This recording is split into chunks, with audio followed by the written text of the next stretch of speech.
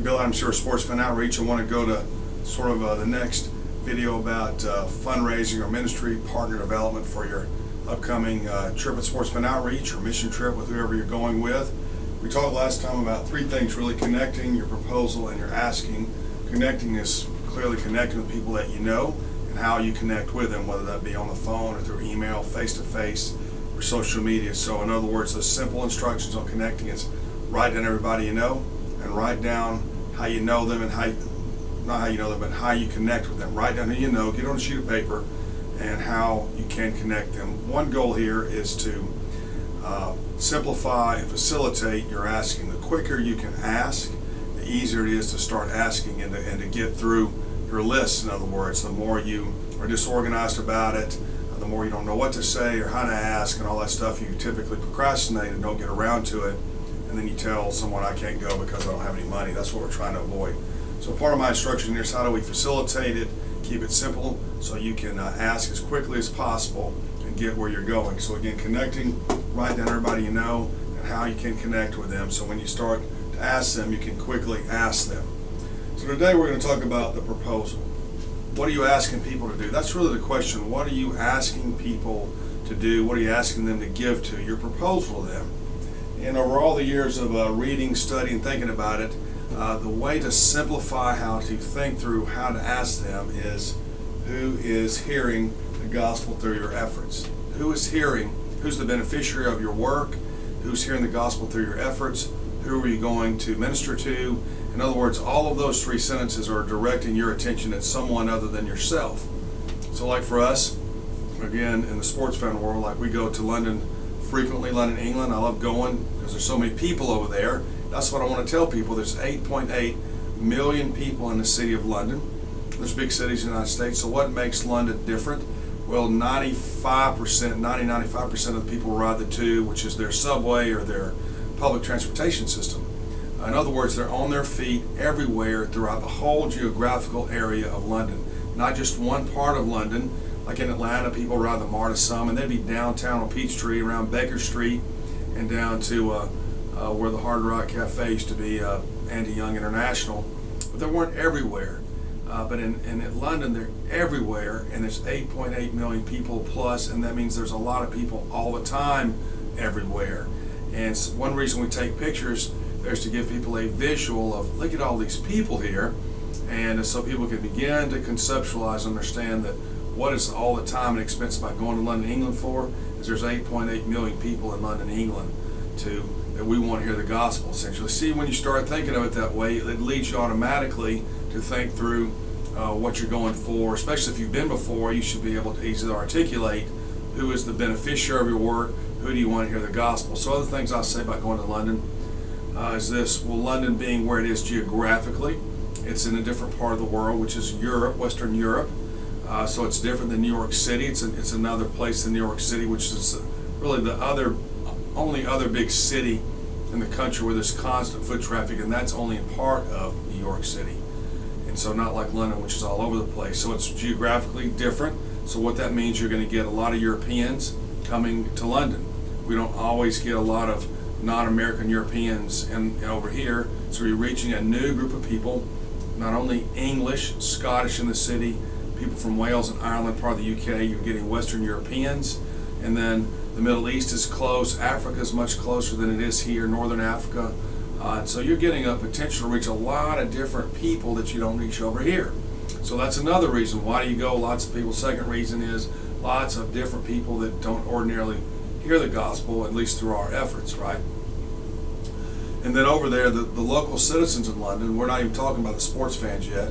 There's definitely some decided areas in the city up at Stratford International and other places where there's local folks who live in the city who are certainly, not Western European Christians or with a Christian heritage over there, Muslims and other religions over there. So there's opportunities in pockets of the city to reach a group of people. We could take a mission trip over to Stratford and spend a week, 2 weeks just in that area, preach at the train station, knock on doors, do a lot of things. So London in and of itself offers tremendous multiple opportunities to reach different groups of people. A friend of mine, he goes to High Wycombe, which is not really in London, but he goes over there. It's a very Muslim dense population, and so that's what he's reaching. We like to go to London at Piccadilly Circus. There's a lot of tourists from all over these areas we've described. Trafalgar Square, the same thing, which they're basically a 10-minute walk from each other. And so in other words, when you start thinking about who it is you're going to reach, it just flows naturally from you, and that's what you're going to go do. Now, a lot of times we don't think of it that way. And one reason is we're just naturally sort of self-centered as sinners. And so we think of things in our terms like, hey, I've never been before. I'd love to go over there. I want to be there. I want to see this. I want to do that. And well, that, on the first trip, maybe that's a good way. That's just your genuine enthusiasm for going to London or going to another city you've never been to, going to the Super Bowl or something. That motivates people. Hey, this is Bill. He's never been to the Super Bowl in Atlanta or Miami next year. Let's help Bill go. He's gotten really excited about evangelism. Let's help him go. But as you mature and get down this road some, and that immediate sort of those immediate contributions begin to wane, you need to transition yourself into a realm where you're discussing things from the point of who is the beneficiary of your work. So, proposal: who is hearing the gospel through your efforts? Just start thinking about it. Take pictures of it. Write stuff down. In other words, transition your thinking off yourself, if that's what you're doing now, into that area. Do some research. With the internet, you can do all kinds of research and find out who lives where and what kind of people there. And so in other words, when you make your proposal, you could create a one-page attachment to put on your communication with people, and you can articulate who's over there. Of course, none of this guarantees anybody's going to partner with you, but in other words, you're showing them why you're going. Because every now and then people say to me, well, aren't there other people? Aren't there lost people in Chattanooga? Well, sure there are. So why do you go to London? Well, that's a great question. But in other words, so you're beginning to justify why you're going to this time and expense to cross the ocean, get a passport, cross the ocean, and go over there for 2 weeks.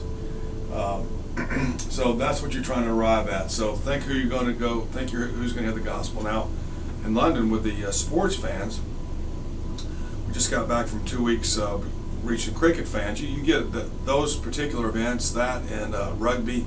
They're also drawing out unique people to reach. So while they don't have like in cricket, there was a game every day. But like when we go over for the NFL football games, there's a game on Sunday and the game the next Sunday, and then 2 weeks later there's 2 games subsequent Sunday. So you just don't go over there to reach the football fans. It's not like going down to the Falcons game or something.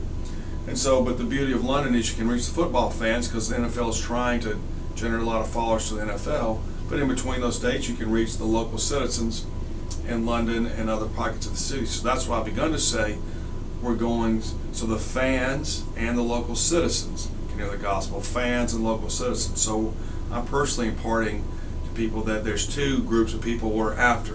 At the Super Bowl, it is probably 90% the Super Bowl fans. Some of those are local citizens, but on these London trips, it's probably 90% local citizens and 10% fans. So again, I'm just throwing stuff out to prod your thinking about who it is that's going to hear the gospel through your effort. And one more part which comes down to proposal is the great number question. Where does the actual financial number come into play in your proposal? There's 2 answers here. One, the amount that you ask for, the amount that you need is really irrelevant to you're developing a way to ask people. The proposal is first and foremost.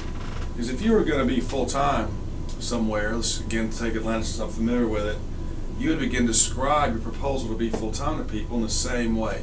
Who's hearing the gospel through your efforts? Well, the fans of the Falcons games, the fans of Phillips Arena for the Hawks games, the people who go to concerts at it's now State Farm Arena, High Five Buys Amphitheater, the local citizens in Centennial Park and Piedmont Park and Woodruff Park, and you begin to describe in the same way. So the process of describing your proposal would be the same. So the money is really secondary. It doesn't change how this does. So when you get to the money, then after you've explained who it is and who's going to hear the gospel, you'd also include, of course, like how often are you going to be out in London? We're out every day, probably 6 to 8 hours a day. We're probably preaching at least 6 hours a day. We're engaged in active ministry. The other 2, we might be out a full 8 hours. We might just be out 6, but you allot 30 minutes or so, an hour for travel time. But we're going to be out at least 6 hours a day in London. And so you have your proposal, you have your time frame, and then you describe the whole 10-day trip to London, like the coming NFL London. And he said the whole trip costs, essentially $2,000, $1,000 plus airfare, and that's where you've come. We're going to stop right there before we break it down how to ask it, but that's where you come up with. You just say, here's the budget for the trip. I want to be full-time evangelist in Atlanta. Here's my budget for being a full-time evangelist in Atlanta. You've already made the case that who's going to hear the gospel through your efforts, how much you're going to hear the gospel from you when you add it in the schedule. Then you give them a number, and you begin to put it all in perspective. So a couple more points will be done here. Back to London, 8.8 million people. I bet in Piccadilly Circus alone, we're down there 6 or 8 hours at a pop. 10, 20,000 people in one afternoon. Maybe more, I can't really tell. There's so many people coming and going, unlike a football game, I can't quantify it well. There's at least 10 to 20,000 people in a day. And if that's just one person in one place. So let's just say it's 20, let's give ourselves a benefit of the doubt. You're talking 20,000 over an 8-day period, 9-day, 10-day period. That's 200,000 people. 200,000 for $2,000. What is that? 10 cents a piece, 10% of the budget. So again, you're breaking it down, putting it all in perspective when you finally get to the number. The great weight of the proposal is on this, and you're trying to build a case for, wow, man, look at this tremendous opportunity. So when it does come to the number's like, well, that's just an easy deal for someone to do. That's what I'm really driving at here, is the number becomes, that's no big deal. $2,000 for one of you to reach 200,000 people in a 10-day period. How many guys are going? 10? That's 2 million people in a 10-day period. And my buddy Bill's only asking for $2,000 for the trip. Well, here's $1,000. And that's how you want to develop the proposal perspective, is thinking of it that way, moving slowly in the sense of as you present it, slowly into the realm of then setting the dollar amount before somebody once you've showed them all that's going to happen through their trip.